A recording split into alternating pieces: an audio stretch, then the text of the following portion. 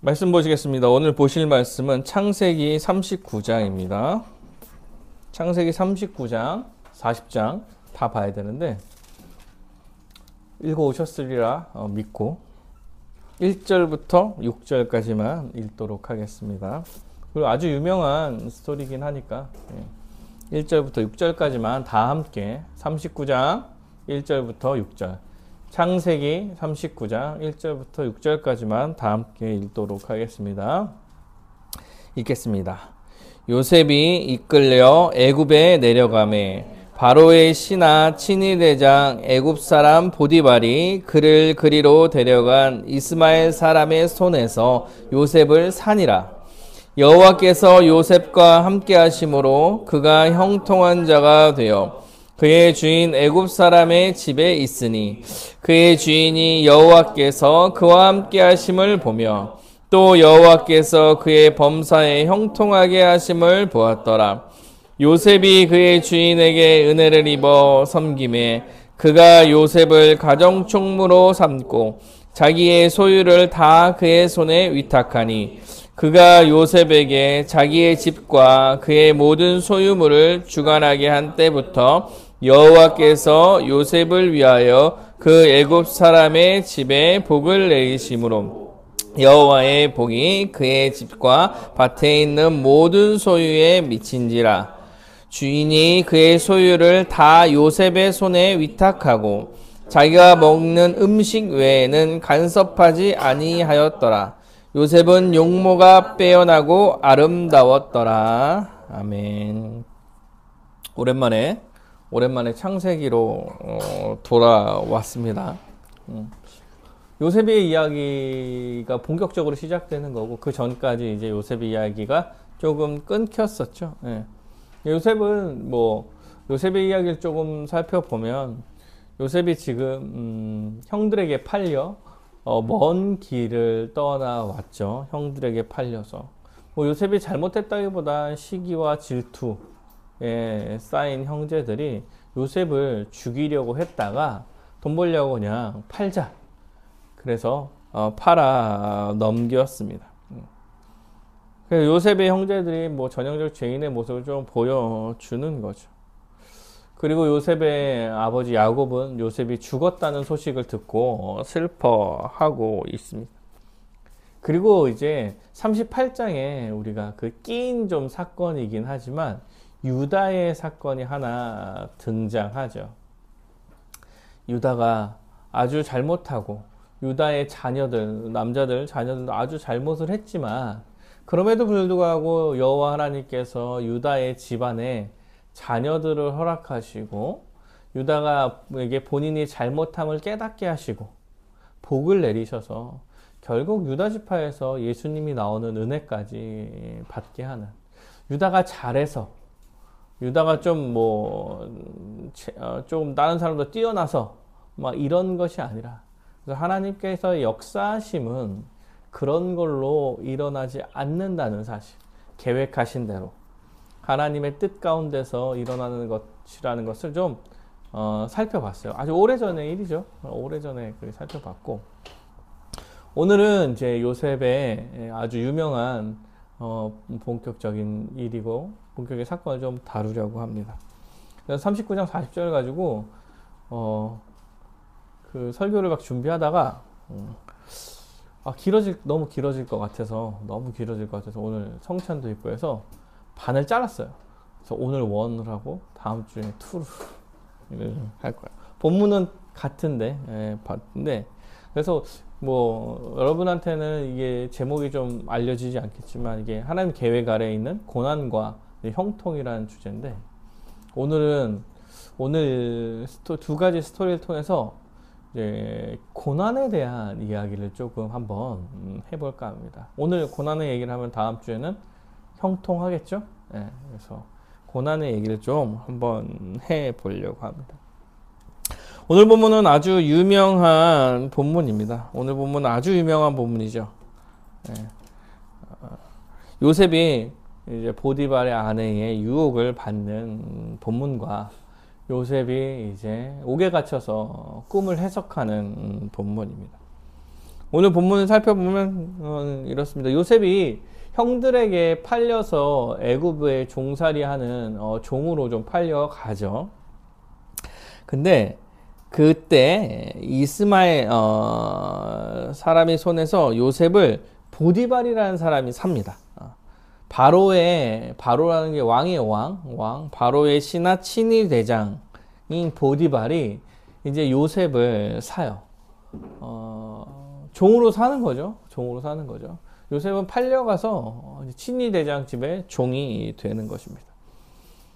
네, 오늘 본문에 얘기하죠. 여호와께서 요셉과 함께 하심으로 그의 주인이 애굽의 집에 있으니 형통한 자가 되어 그의 주인이 여호와께서 그와 함께 하시며 여호와께서 그에게 범사에 형통하심을 보시고 요셉이 그의 주인에게 은혜를 입어 섬김에 그가 요셉의 가정 총무로 삼고 자기의 소유를 다 그의 손에 위탁하니 요셉이 형통했어요. 여호와 하나님께서 팔려갔지만 지금 팔려간 상태지만 팔려가서 종이 되었지만 요셉이 형통했습니다. 근데 뭐 형통해도 종이에요. 형통해도 종. 그래서 종 중에서 조금 더 나은 종? 이렇게 이 정도 되는 거죠. 그래도 보디발이 요셉이 아주 형통하게 해주시는구나 라는 걸 보고 요셉에게 은혜를 요셉에게 가정 총무로 가정은 뭐 전체적으로 다스린 총무겠죠. 그 종들 중에 제일 높은 사람 정도 되겠지. 그걸로 맡깁니다. 근데 요셉은 여러분 아시겠지만 아마 성실히 그 종의 역할도 감당했을 거예요.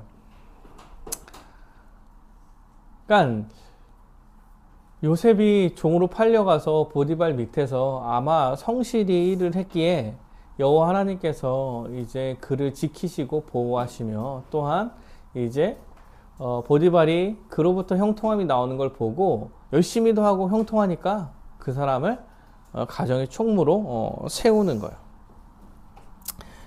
그가 요셉에게 자기 집과 그의 모든 소유물을 주관하게 할 때부터 모든 소유물을 주관하게 했어요. 아주 좀 권위를 좀 준 거죠. 권위를 줬지만 어쨌든 주인 밑에서 권위를 받고 살아가는 거고. 그래서 먹는 음식, 보디발이 먹는 음식 외에는 다 다스리라고 했어요. 그리고 6절에 그럽니다. 요셉은 용모가 빼어나고 아름다웠더라. 이렇게 하면서 요셉이 종에 팔려간 사건에 대한 설명을 좀 하고 있습니다. 요셉은 용모도 아주 빼어났어요. 빼어났죠. 형통해서 빼어난 것 같아요. 뭐 이거 하나 좀 괜찮은 상황이죠, 사실. 종으로 팔려갔는데 용모가 뛰어났다. 이 하나 좀 괜찮은 거예요. 그런데 여러분 지금 이 빼어난 용모 때문에 문제가 생기기 시작합니다. 왜냐하면 그 보디발의 아내면 이제 주인이죠. 주인. 아내가 요셉에게 눈짓하다가 동침하기를 청합니다. 동침하기를 청해요. 요셉이 용모가 뛰어나고 아름다워서. 그러니까 용모가 뛰어나고 아름다운 게 항상 좋은 건 아닌 것 같아요. 그렇죠. 용모가 뛰어나고 아름다우니 여자 주인이 요셉에게 계속 동침하자고 계속 기회를 노리고 계속 조르고 있는 거예요. 요셉은 어떤가요? 요셉은 9절에 보면 이렇게 됩니다. 이 집에서 나보다 큰 이가 없으며 주인이 아무것도 내게 금하지 아니하였어도 금한 것이 당신뿐이니 거절합니다. 거절해요. 당신은 그의 아내임이라. 그런즉 내가 어찌 이 큰 악을 행하여 하나님께 죄를 지으리까. 이렇게 합니다. 요셉은 넘어가지 않아요. 이 유혹에 넘어가지 않고 실제로 상황 자체를 만들지 않으려고 노력합니다. 그리고 말해요. 하나님께 큰 악을 행하여 하나님께 죄를 지을 수 없다. 어때요? 요셉은 지금 신자처럼 사는 거예요. 신자처럼. 하나님 나라의 백성으로서 하나님 앞에 악을 행할 수 없는 거야. 요셉의 모습을 보면 좀 괜찮죠. 요셉은 태어날 때부터 성실히 아버지 말에 순종하고 그가 시킨 일을 열심히 하고, 이렇게 종으로 팔려왔어도 하나님께서 하나님 앞에 큰 악을 행할 수 없다는 생각에 자기에게 오는 유혹을 뿌리치고 신자처럼 살려고 노력합니다. 그런데 그게 이제 일이 벌어지는 거죠. 요셉이 그러할 때에 집에 왔는데 아무도 없는 거예요. 아무도 없어요. 그래서 보디발의 아내가 잘 됐다 싶어서 요셉을 옷을 잡고 늘어집니다. 그러니까 요셉이 옷을 벗고 그 자리를 피하는 거죠. 옷을 잡으니까 옷을 벗고 다녀가죠. 이제 여러분 보디발의 아내도 자존심이 많이 상했을 거다. 화가 났을 거죠.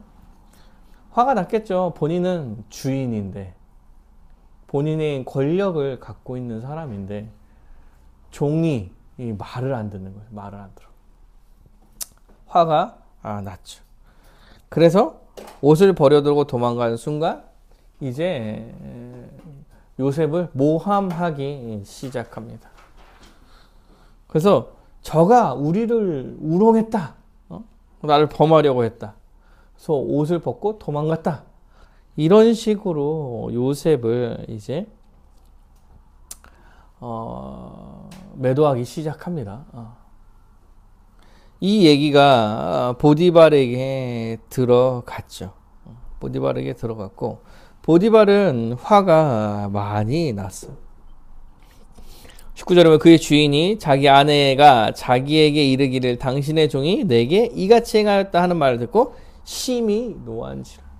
심히 노했겠죠. 노할 수밖에 없죠. 화가 아주 많이 났을 거예요. 보디발은 화가 아주 많이 났을 거예요. 그리고 요셉을 잡아서 옥에 가둡니다. 옥에 가둬. 여러분 옥에 가둬요. 그래서 요셉이 옥에 갇힙니다. 근데 21절에 보면 재밌습니다. 여호와께서 요셉과 함께 하시고 그에게 인자를 더하사 간수장에게 은혜를 받게 하시매. 이렇게 얘기해요. 옥에 갇혔는데 함께 하시고 은혜를 받게 했대요. 근데 사실 뭐 죽지 않은 것만 해도 다행이에요.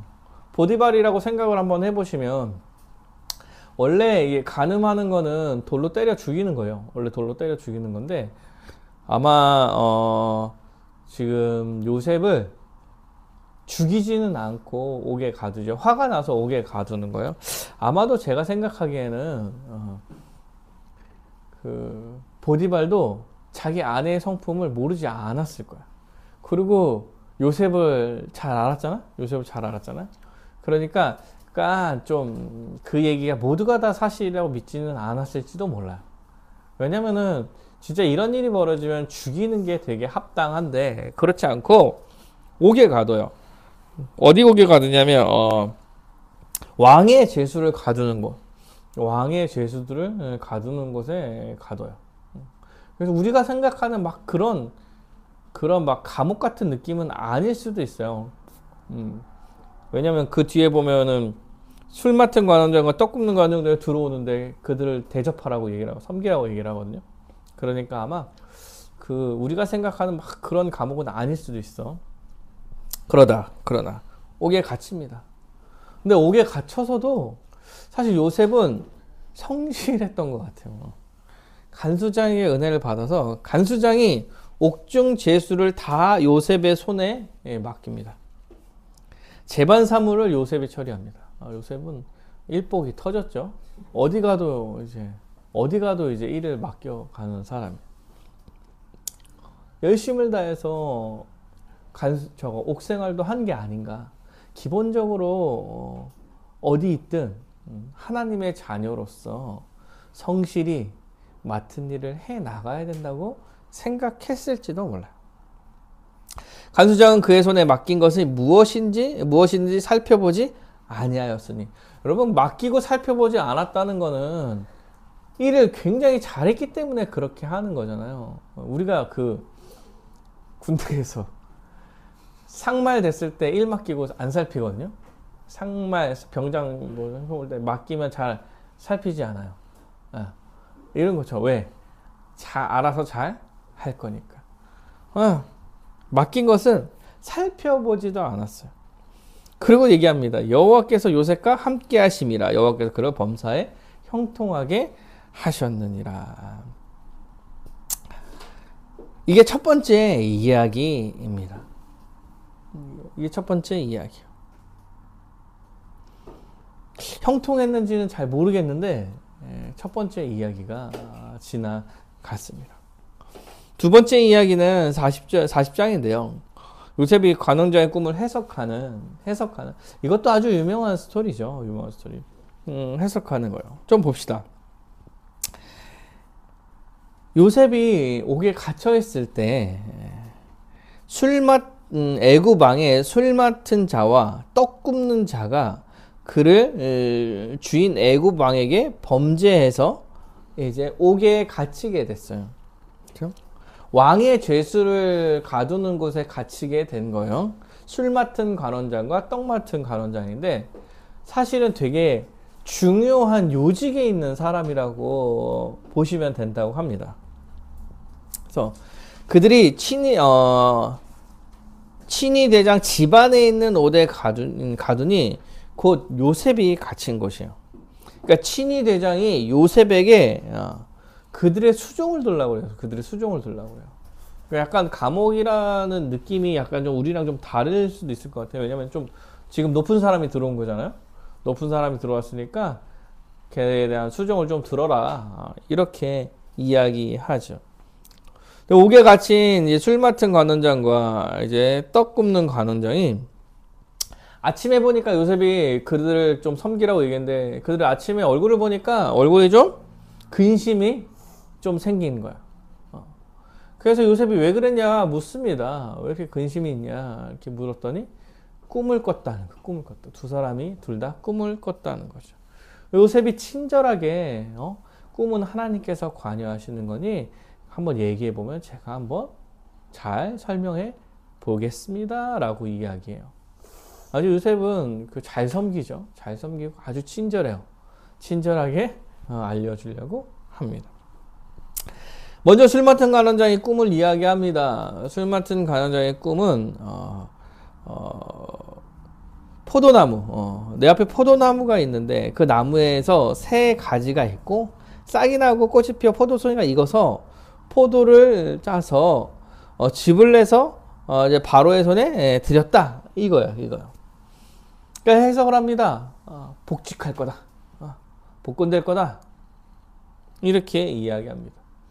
그리고 14절부터 15절에 이렇게 얘기해요. 당신이 잘 되시거든. 지금 당신의 꿈은 복권되는 꿈이에요. 다시 그 자리에를 가게 될 거예요. 그때 나를 생각하고 내게 은혜를 베풀어 주십시오. 내 사정을 바로에게 아뢰어 이 집에서 나를 건져 주십시오. 왜냐하면 나는 히브리 땅에서 끌려온 자고 여기서도 옥에 갇힐 일을 행하지 아니하였습니다. 요셉은 옥에 갇힐 일을 행하지 않았어요. 너무 억울한 상태죠. 그리고 친절을 많이 베풀었잖아요. 그래서 당신이 복권될 건데 그때 나를 기억해달라 이렇게 부탁을 하죠. 부탁을 해요. 떡 굽는 관원장이 또 자기 꿈을 이야기합니다. 비슷한 꿈이죠.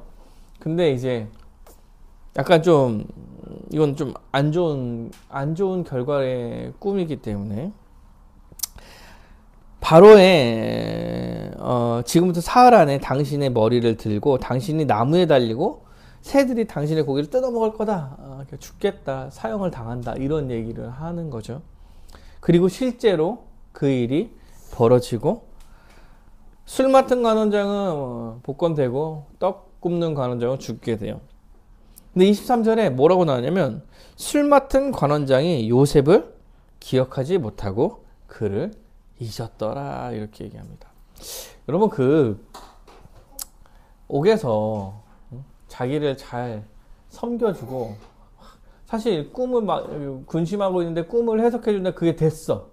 그러면 되게 은혜를 받고 기억을 아주 이런 상황에는 되게 명확하게 기억을 하지 않을까요?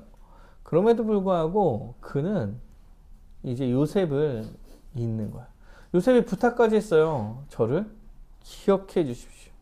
저를 잊지 말아 주십시오. 저에게 은혜를 베풀어 주십시오. 저는 잘못한 게 하나도 없이 여기에 갇혀 있는 것입니다. 이렇게 이야기했지만 23절에 술 맡은 관원장은 요셉을 기억하지 못하고 그를 잊었더라 라고 하며 오늘의 스토리가 마무리됩니다. 사랑하는 여러분, 그 요셉의 인생을 좀 살펴보면 여러분 어때요? 우리나라 사람들이 요셉을 굉장히 좋아하죠. 왜? 총리가 됐기 때문에 좋아하는 거예요. 우리가 요셉을 기억하는 것은 한 나라의 총리가 된 것을 기억하는 거죠. 요셉처럼 총리가 되어라 이렇게 해서 되게 좋아하지만 여러분 이거 결과론적인 이야기고 요셉이 총리가 된 것 빼고 사실 요셉이 총리가 된 것도 하나님의 계획 아래서 할 게 있기 때문에 총리가 된 거예요. 그 총리가 된 걸 빼고 그의 인생을 바라보면 사실 요셉의 인생은 고난의 연속성상에 있는 그의 인생이에요. 인생을 살펴보면 요셉은 어머니가 빨리 돌아가세요. 빨리 죽어요. 그러니까 엄마 없이 홀 아버지 밑에서 배다른 형제들과 사는 거야. 살게 되는 거야. 근데 그냥 살지 않았죠. 미움을 독차지하면서 살았어. 왜요?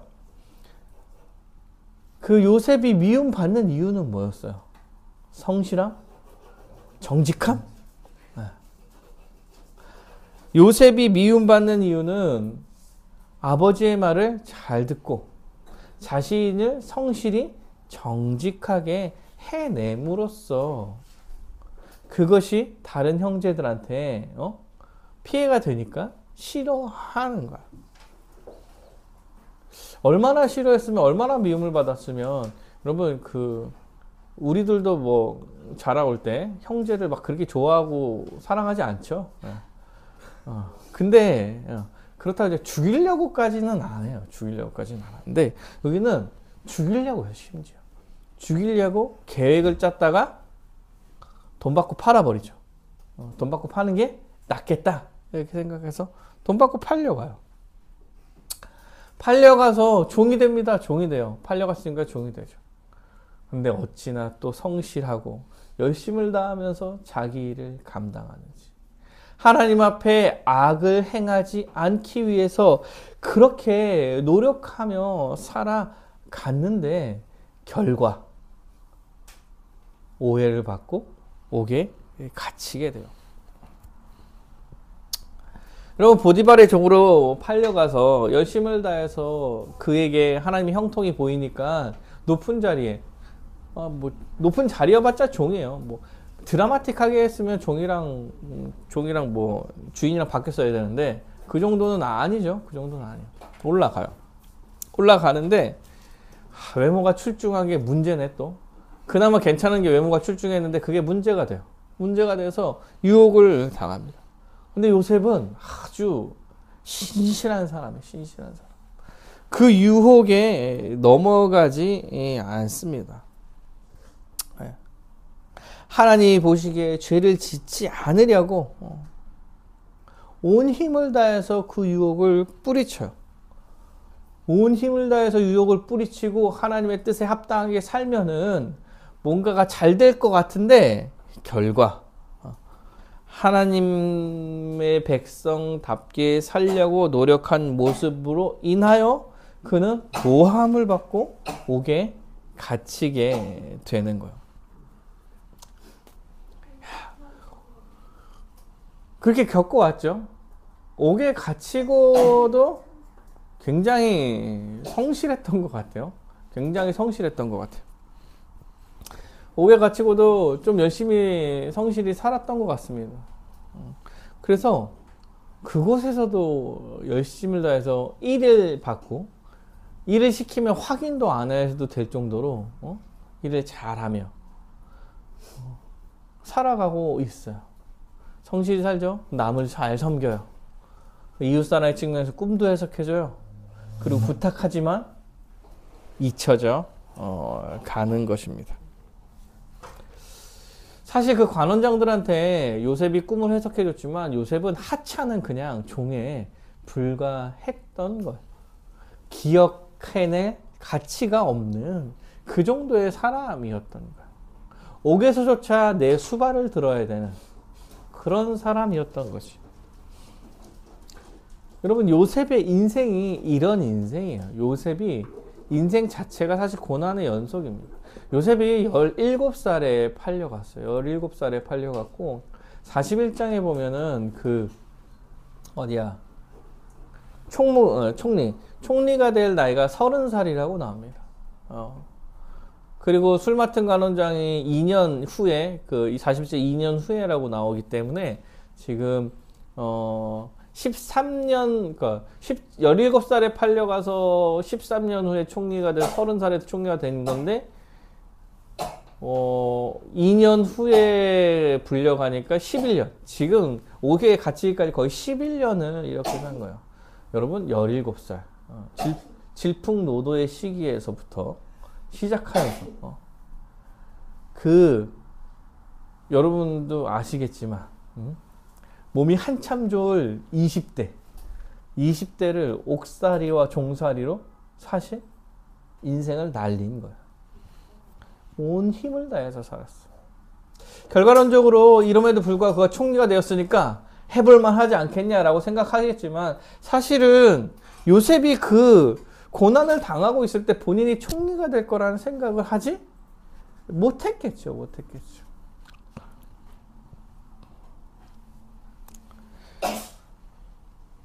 요셉한테 이 형통이란 단어가 어울리는지 잘 모르겠는데 39절 40장에 계속 요셉에게 형통했다라는 이야기가 나옵니다. 요셉은 성실하고 의롭고 진실했습니다. 유혹이 와도 그 유혹을 이겨내며 신자로서 죄를 짓지 않기 위해서 힘썼어요. 어딜 가든 하나님의 자녀로서 열심을 다해 살았고 인정도 받았습니다. 종 중에서 가장 높은 지위에 가진 사람이 되었고 옥 중에서도 많은 일을 맡았어요. 유혹도 이겨냈죠. 그 유혹이 사실은 진짜 힘든 유혹이에요. 힘든 유혹.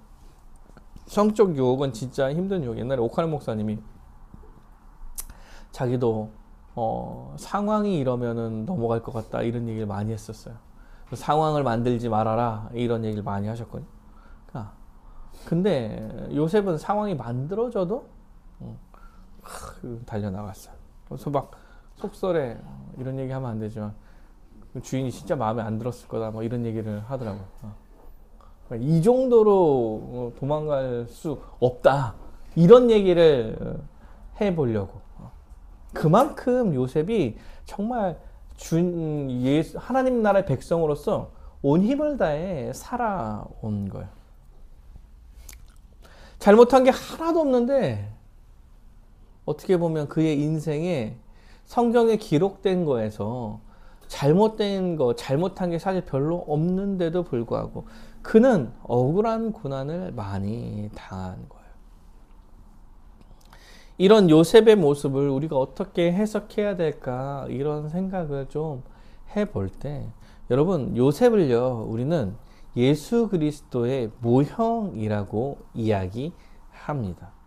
왜냐하면 모세의 일생이 모형론적으로 예수님의 모습이 좀 비춰지기 때문에 그래요.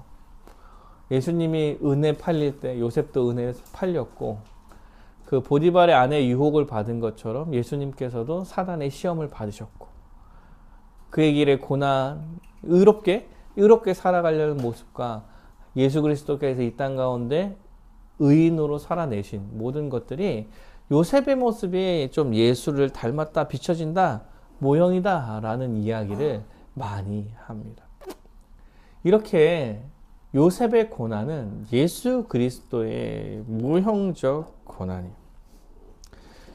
요셉의 고난은 예수님께서 당하셨던 그 고난의 모습과 같습니다. 요셉의 고난은 자신의 어떠한 모습과는 상관없이 고난을 당한 거예요. 의롭게 살려고 했는데도 불구하고 고난을 당했죠. 예수님도 의로운 자로서 그 모든 고난을 당하시고 십자가에 달려 돌아가신 것입니다. 예수님은 이 땅 가운데서 많은 고난을 당하셨습니다. 사실 그가 인간으로 이 땅 가운데 온 것 자체, 성육식 하신 것 자체가 사실 고난을 받으신 거예요. 신이신 분이 창조주가 피조물의 모습으로 온 거잖아요. 이것 자체가 우리는 심각한 고난이라고 생각합니다. 사실 그래서 이걸 신학적 용어로 비하라고 이해해요. 비하. 자신을 낮추셨다. 제가 몇 번 설명드린 적이 있는 것 같아요. 이거 복음 얘기하면서. 왜냐면 창조주가 사람, 그러니까 피조물로 태어나고 피조물로 나타나는 것 자체가 사실 설명하기 어려운 개념이에요. 그래서 예를 들어도 되게 어려워요. 그래서 비천한 예를 한번 들었었죠. 예. 옛날 그 뭐야 푸세식 화장실 써봤어요? 푸세식 화장실 쓰면 그 구더기가 막 똥통에 길러 다니잖아. 예. 그러니까 사람이 그 구더기로 태어난 그 똥통의 구더기로 태어난 것보다 더 심한 비하를 받은 거죠. 왜? 그래도 구더기도 피조물이고 사람도 피조물이잖아.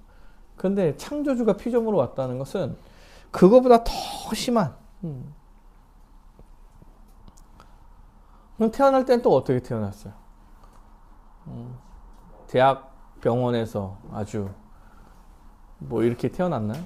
아니죠. 마국간에서. 어디 모를 시골의 마국간에서 누일 공간이 없어서 여관이 없어. 마국간에서 태어났지. 그 인생에 대적자들의 공격은 얼마나 받았는지 몰라요. 십자가로 달려 돌아가실 그 십자가에 달릴 길에서는 아주 심한 모욕과 고통을 많이 당하셨죠. 왜요? 그가 불의했기 때문에 그렇습니까? 그가 잘못한 게 있어서? 아니요. 그런 삶은 예수님께는 없었던 것입니다.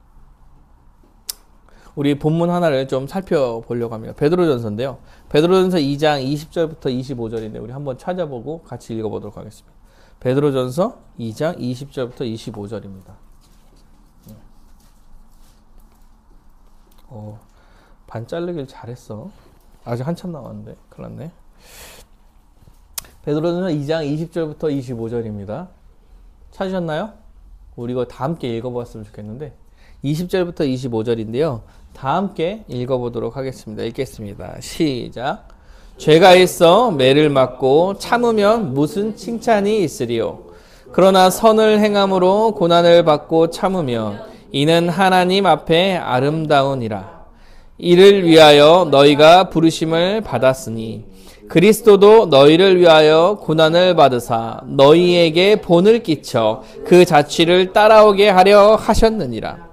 그는 죄를 범하지 아니하시고 그 입에 거짓도 없으시며 욕을 당하시되 맞대어 욕하지 아니하고 고난을 당하시되 위협하지 아니하시고 굳이 공의로 심판하시는 이에게 부탁하시며 친히 나무에 달려 그 몸으로 우리 죄를 담당하셨으니 이는 우리로 죄에 대하여 죽고 의에 대하여 살게 하려 하심이라. 그가 채찍에 맞음으로 너희는 나음을 얻었나니 너희가 전에 양과 같이 길을 잃었더니 이제는 너희 영혼의 목자와 감독 되신 이에게 돌아왔느니라. 죄가 있고 매를 받으면 무슨 칭찬이 있으리요 이렇게 얘기하고 선을 행함으로 고난을 받으면 하나님 앞에 아름다움이라. 이를 위하여 너희가 부르심을 받았다. 이렇게 얘기해. 이를 위하여 부르심을 받았대요. 선을 행함으로 고난을 받는 것, 그것을 참음으로 하나님 앞에 아름다워지는 것, 이를 위하여 너희가 부르심을 받았다. 이를 위하여 우리가 부르심을 받았다라고 얘기를 하는 거예요. 그리고 얘기합니다. 그리스도도 너희를 위하여 고난을 받으사 너희에게 본을 끼쳐 그 자취를 따라오게 하려면 예수 그리스도께서 이 땅 가운데 의로운 자로 모든 고난을 받으시는 게 본을 끼쳤다고 이야기하는 거야. 본을 끼쳐서 그를 따라오게 만들게 하기 위하여 지금 이 일을 행했다. 예수님이 어떻게 행했냐? 이렇게 해요. 그가 죄를 범하지 아니하신데도 그 입에 거짓이 없는데도 욕을 당하시며 욕을 먹었는데 어때요? 맞대요? 욕하지 아니하시고. 여러분 욕 먹는데 아무 잘못 없는데 욕 먹는데 억울하잖아요. 근데도 맞대요 욕하지 않는 거 가지고 되게 어려워요. 생각보다 되게 어렵습니다. 고난을 당하시되 위협하지 아니하시고. 사랑하는 여러분, 예수님께서 위협할 수 있는 능력이 있으세요. 말 한마디로 사람의 생사화복을 주관할 수 있으신 분이죠. 위협하지 않았어요. 얼마나 꼴 같지 않았을까요? 그래도 위협하지 않아요.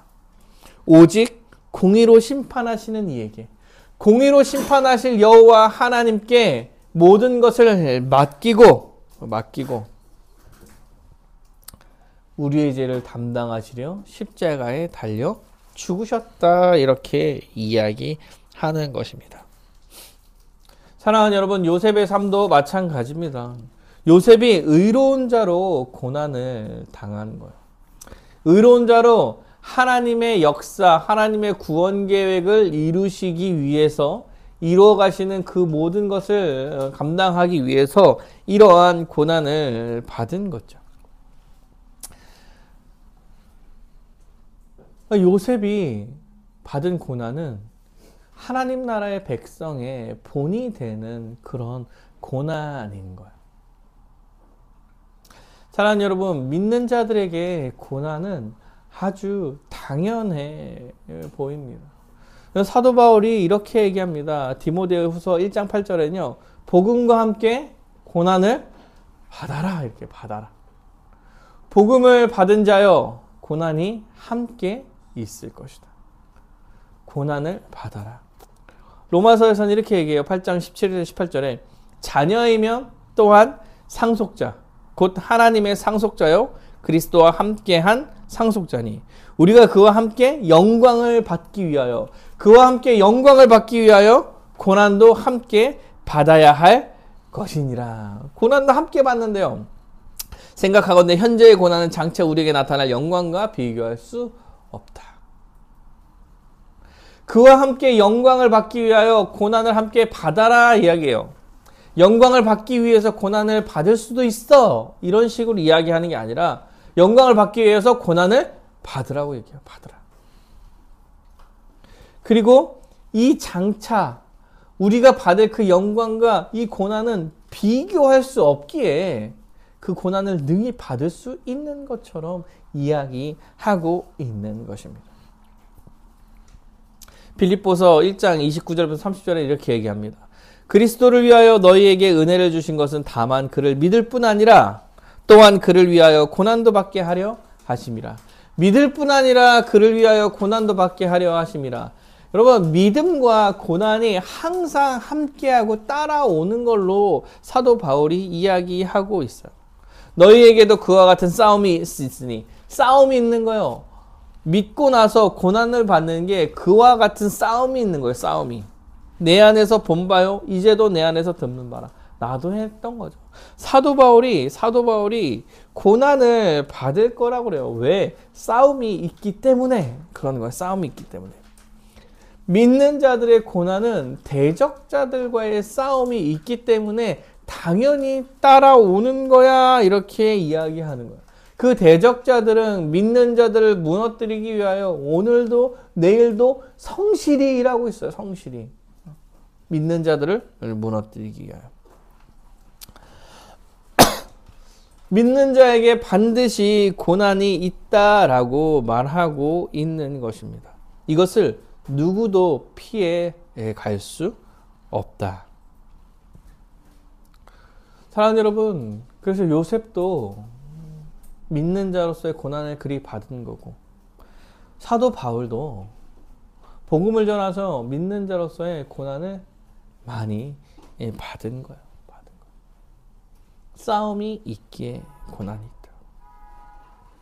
사랑하는 여러분, 요셉이 인생 말에 총리가 되어서 좋아 보이십니까? 총리가 되어서 좋아 보십니까? 총리가 되기까지의 고난이 있었어요. 그래도 총리가 될 거면 그 고난도 해볼 만하지 않습니까? 정말 그러신가요?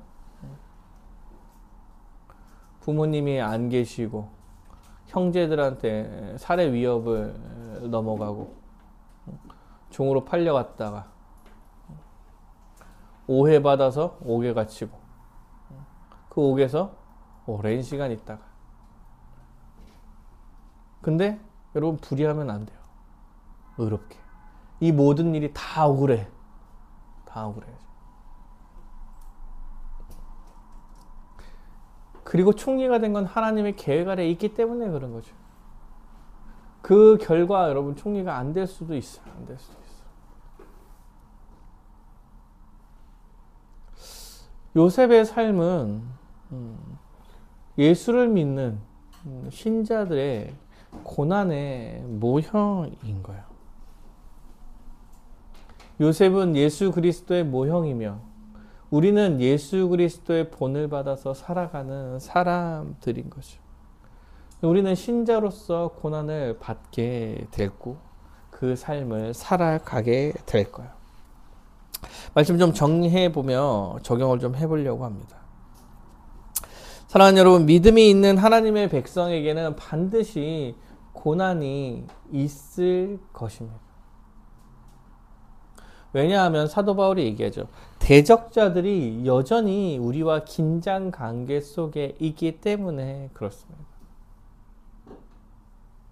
예수 그리스도께서 이 땅에 오셔서 죄와 사망의 권세를 결박하셨지만 그들이 여전히 믿지 않는 자들을 다스리며 어떻게든 믿는 자들을 무너뜨리기 위해서 발버둥 치고 있어요.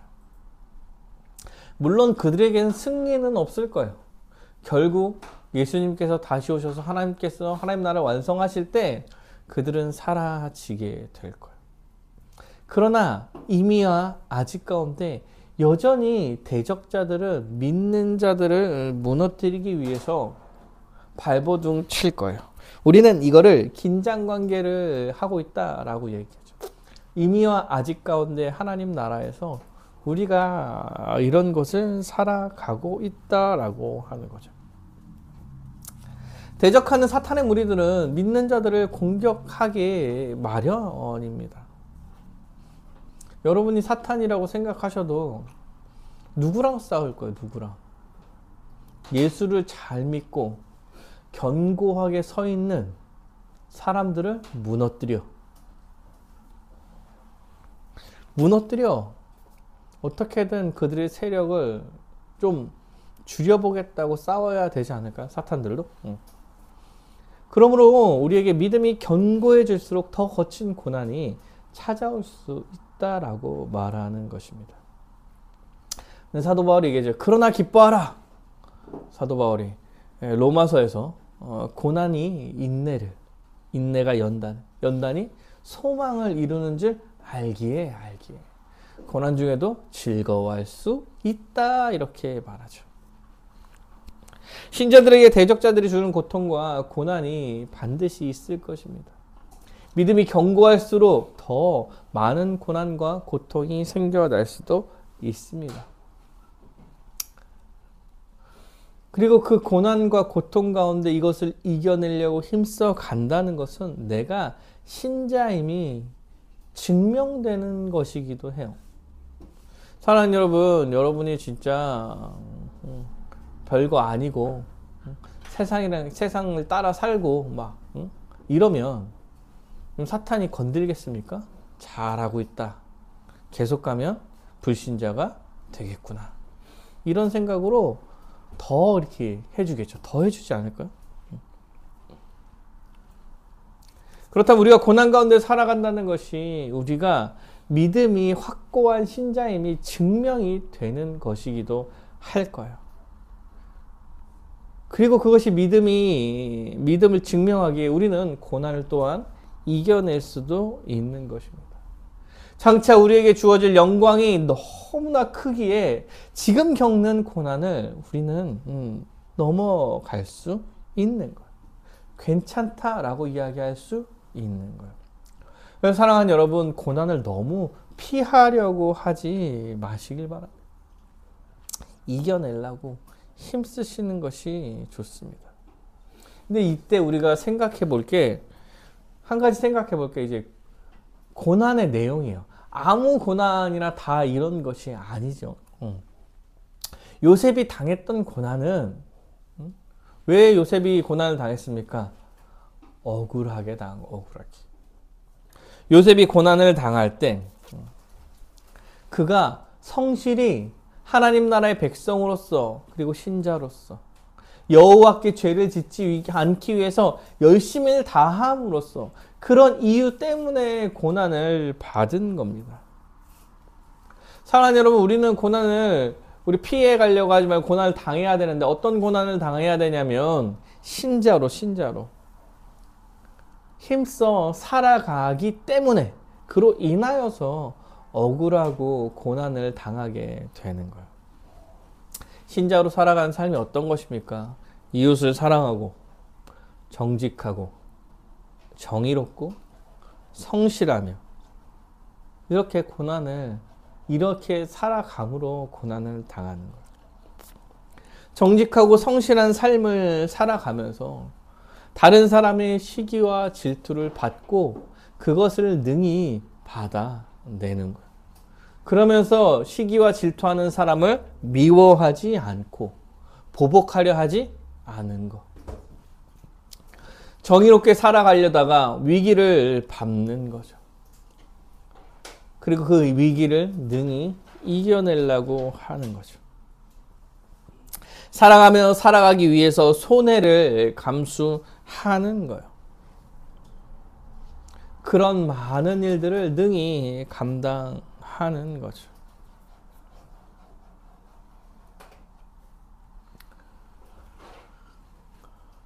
최근에 저희 단체가 나쁜 사건을 많이 겪으면서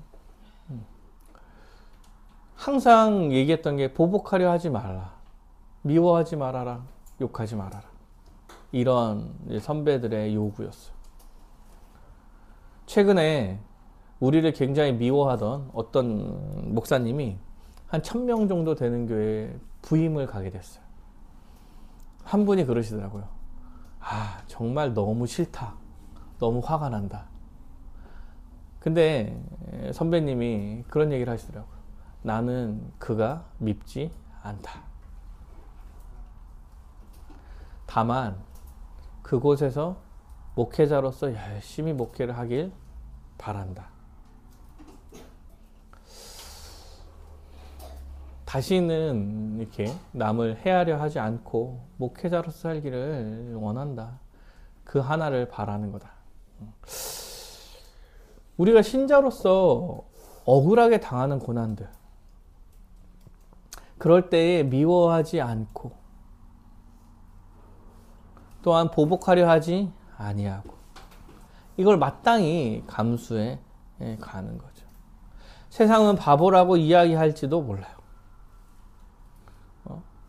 너무 멍청한 거 아니냐? 왜 자기 거 못 챙기냐? 이렇게 이야기할지 모릅니다. 그러나 여호와 하나님께서, 예수님께서 자기 거 챙기려고 들었다면 여러분, 우리 모두가 다 죽는 거예요. 죽는 거예요. 그는 우리의 모든 죄를 위하여서 의로운 자로서 그 모든 고난을 다 받으시고 우리에게 자기를 부인하며 자기 십자가를 지고 따라오라고 말씀하고 계시는 것입니다. 그리고 또 한 가지 생각할 것은, 여러분, 교회 생활을 하면서 이제 적당히 신앙생활을 하려는 이러한 생각들을 여러분 경계해야 합니다. 적당히 자신에게 손해를 보지 않을 정도만, 힘들지 않을 정도만, 내가 하고 싶은 대로, 나에게 이런 것까지 바라지 말아라. 이런 것까지 바라면 깊게 들어가지 않겠다. 그래서 교회 깊게 들어가지 않으려고 하고 함께 살려고 노력하지 않는 것, 자기를 부인하고 자기 십자가를 지고 손해를 감수하는 게 너무 어려우니까, 형제 자매를 사랑하는 삶을 살아야 되는데 너무 힘드니까 안 하려고 하고, 딱 이 정도 선만 정해서 거기까지만 하고, 여러분 교회 다니는 게 되게 행복하시면 여러분 불신자일 확률이 큰 거예요. 왜? 사탄이 가만 놔두는 거거든. 온 힘을 다해서 더 들어오고 더 교회로 만들어 가려고 하는 거예요.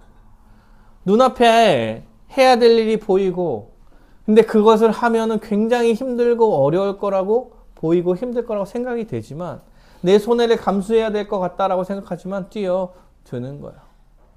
여호와 하나님께서 말씀하십니다. 하나님을 사랑하고 이웃을 사랑해라. 남을 위해서 살아가는 게 신자의 기본적인 모습이에요. 자기한테 적용하셔야 됩니다. 자기한테. 제가 친한 목사님들 중에 한 분이 약간 인성적으로 약간 좀 어려우신 분이 한 분 계신데, 그분이 저한테 그러더라고요.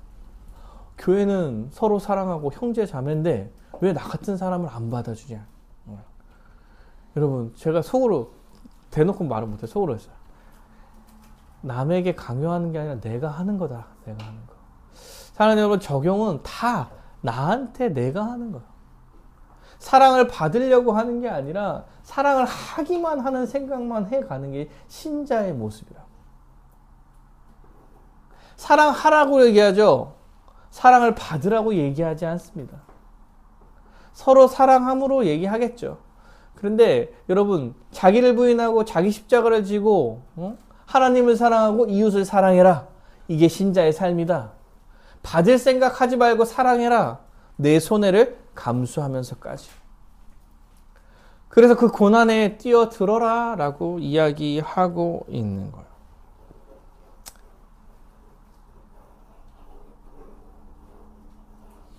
교회는 왜 그래? 응? 서로 사랑하는 거라며? 왜 나를 안 사랑해? 여러분, 이거는 굉장히 이상한 얘기라니까. 이상한 얘기. 결과적으로 돌아봤을 때는 나는 사랑을 많이 받겠죠. 그거는 결과적인 얘기예요. 결과적인 얘기. 총리가 되고 나서 생각할 일이라고. 그런 얘기는 언제 하는 거냐면요. 주님께서 부르시기 얼마 앞두고 병상에 누워서 하는 얘기. 아, 사랑을 많이 받았구나. 감사합니다. 사랑하는 여러분, 뛰어드셔서 고난을 감수하며 의롭고 정의롭고 성실하게 신자로서 살아내면서 대적하지 않고 욕하지 않고 위협하지 않고 그렇게 살아가는 것이 신자의 삶임을 기억하시길 바랍니다. 그리고 그 고난을 마땅히 받겠다. 그리고 헤쳐나가겠다. 그 뒤에 영광이 풍성하게 나아가겠다 라며 살아가고 생각하고 살아가시는 여러분이 되시기를 간절히 바라겠습니다.